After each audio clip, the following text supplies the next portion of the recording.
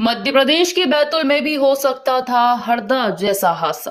Police की सूझबूझ से पकड़ाई अवैध पटाखा फैक्ट्री। बैतूल पुलिस अधीक्षक निश्चल एन झारिया के निर्देश पर बड़ी कार्रवाई को अंजाम दिया गया है। लगातार त्योहारों को लेकर पुलिस द्वारा लगातार सघन जांच अभियान चलाए जा रहे हैं। इसी के चलते पुलिस को जांच के दौरान साईखेड़ा थाना अंतर्गत आने वाले ग्राम रेवड़ा में अवैध पटाखा फैक्ट्री की जानकारी मिली थी।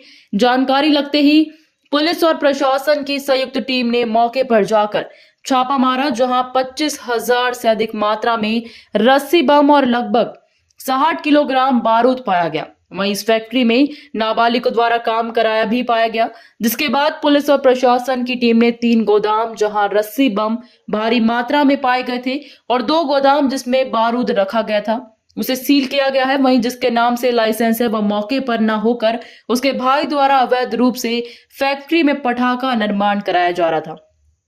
इस कार्रवाई में यह भी सामने आया है कि यहाँ पर कार्य करने वाले मजदूर सभी बाहर से आए लाए गए थे और सारा काम गुप्त रूप से जारी था। इन पटाखों की बिक्री मध्य प्रदेश में न करके गुजरात और राजस्थान किए जाने की बात भी सामने आई है।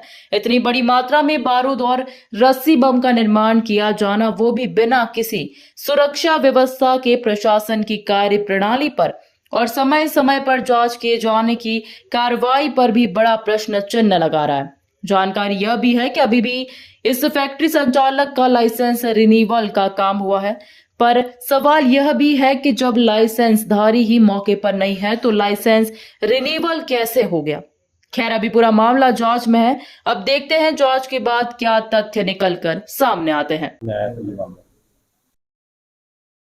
कल बैतूल जिला प्रशासन के एसडीएम और पुलिस के अधिकारियों द्वारा साईखेड़ा थाना क्षेत्र में एक सूचना पर जिसपे जानकारी प्राप्त हो रही थी कि पटाखा बनाने की फैक्ट्री यहाँ पर है, वहाँ पर लाइसेंस की शर्तों का उल्लंघन कर अन्य सामग्री का भी निर्माण किया जा रहा है। उस पर एक छापामार कार्रवाई की गई, जहाँ पर गंभीर अनियमितताएं पटाखा फैक्ट्री में सामने आई हैं।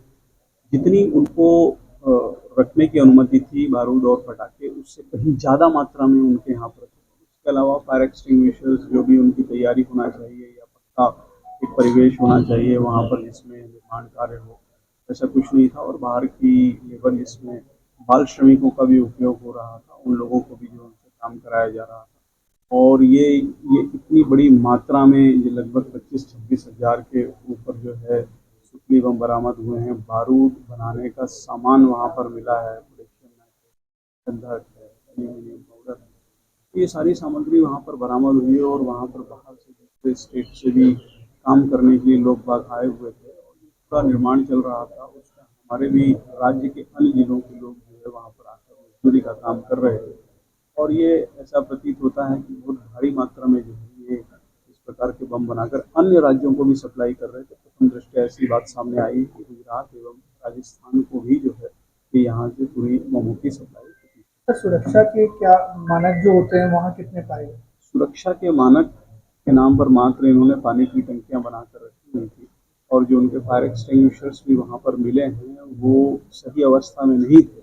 और अन्य विभागों को भी वहाँ पर ले जाकर उसका परीक्षण कराया जा रहा है। वर्तमान में फैक्ट्री को सील कर दिया गया है। सर, कितने लोगों के विरुद्ध अपराध दर्ज किया गया है और किन धाराओं के? देखिए, अभी जो लाइसेंस दारान हैं वो यहाँ पर उपस्थित नहीं थे और ऐसा बताया गया है कि वे नीमच में किसी फैक्ट्री में काम करते हैं और यह भी एक गंभीर अनियमितता है। उनके परिवारजन यहाँ पर उसको ऑपरेट कर रहे थे।